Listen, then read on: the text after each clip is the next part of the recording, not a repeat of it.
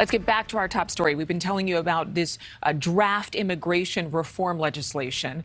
Two senators presenting this, and the hope is that it'll get passed before Republicans take control of the House next month in the lame duck session, the period following the midterms. Don McLaughlin, the mayor of Uvalde, Texas, is joining me right now live. You with us? Yes, ma'am, I am. How are you this morning? I'm doing very, very well. I know this is just a draft. It would take time to actually become law and reach where you are. But considering that this is the first legislation and the first negotiation that we've heard about on immigration reform, is this encouraging? It's encouraging that at least they're finally talking like they should. But what I read on that bill so far doesn't go far enough, and it won't work. What are you saying to this particular bill? It won't go far enough. What do you mean by that? Well, the first thing is we have to enforce the laws we have on the book, and we're not doing that. And the asylum needs to be defined, because everybody across is claiming asylum, and this administration is just, okay, fine, let's pass you through. So we need to get a clear understanding of what they're talking about if we're going to do that. When we spoke to the former head of Border Patrol earlier this morning, he said something very similar to you. That the asylum rules, or what is considered necessary to meet asylum, is not clear at this point, and people are coming across saying basically whatever they can to get into the country. But communities like yours obviously need help right now. Governor Abbott has said he will use whatever tools are at his disposal to address this unprecedented number of people flooding into the country. What would be the biggest help for your city at this point?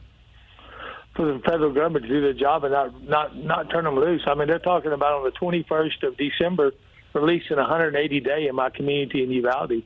We're not set up for that. We can't handle them. 180. Say that one more time. They're talking about on December the 21st to start releasing 180 migrants a day into Uvalde, Texas. So you've been told by the Border Patrol that that number is going to be coming into your city, and that you're expected to house them, feed them, clothe them? But that's what basically they're telling us, that they're leaving them for us to do something with, and I'm telling them we don't have the resources, the manpower, or the financial ability to take care of this many people. I mean, in 7 days, you'll have a third of our population. Wow, that's something. What's your population in the city of Uvalde? 16,000. 16,000 people. Is it a financial situation for you? Is it strictly economic, or is it more than that?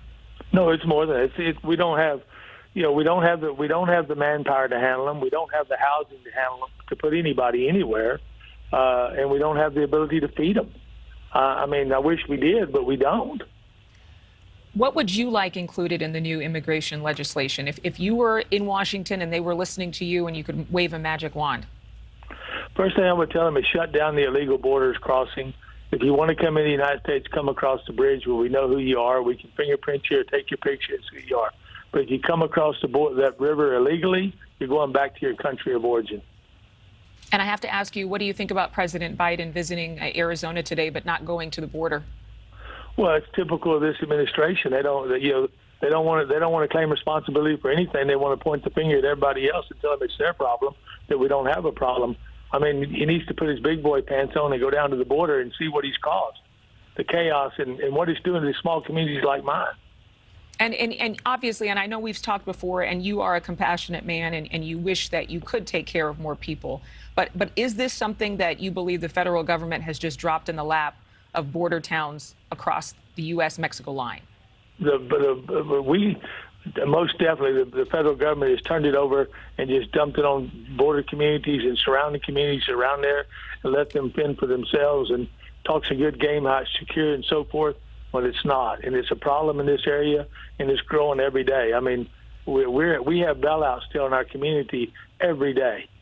Every day. What about people who say that we need migrant labor? We need people to come in and work the farms. There are farmers who can't get people to come and work for them. We need those who will work in some of the manual labor jobs that we have that are open. Well, I don't disagree with that. But right now, if you come across the border and they turn you loose in this United States or in the States, you're looking at 5 to 6 years before you'll ever get that work permit right now. Why don't we give them a permit right now where they can come across? We can track them. We know where they're at. when their hearing comes up, if they worked and contributed to our society, those are the people we want in our country. Those that choose not to do that are the ones that we don't want, we don't need. Mayor Don McLaughlin of Uvalde, Texas, thank you so much for being with us on the phone this morning. Thank you for watching. Go to newsnationnow.com to find NewsNation on your television provider. And don't forget to click the red subscribe button below to get more of NewsNation's fact-driven, unbiased coverage.